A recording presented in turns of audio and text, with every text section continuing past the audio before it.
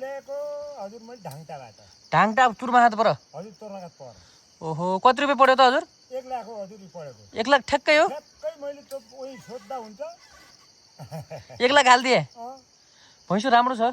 भैँसी ठिक छ भने के एउटा बुढाले पनि अब ठिकै छ आफ्नो कर्कुच्चे भाग्य हो। हजुरको घर चाहिँ सुर्खेत?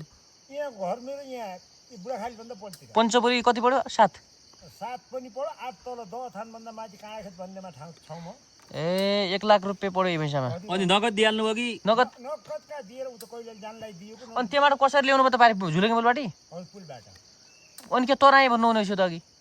त्यही सबै लाग्नु पर्यो त मानिस लागेर पुलमा ल्याएको के। ए पुलबाट तराएको रुपियाँ लिन्छन् कि? यहाँका के गर्ने हजुर आफ्नो मानिस कोही छैन पराएको ठाउँमा त्यस्तै नै हो के। कति रुपियाँ लियो तराएको?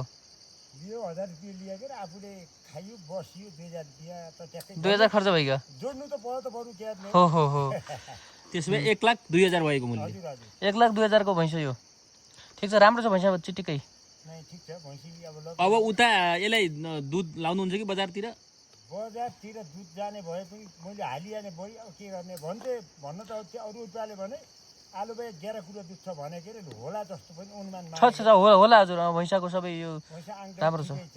आँखा कुहिरो भएर अलि समस्या त्यही छ। आँखा अलि उ रहेछ त के? अलि कुहिरो रहेछन्। अमेरिकन स्टाइलको आँखा छ त यो। ल हुन्छ अङ्कल ल है हस् थ्याङ्क यू।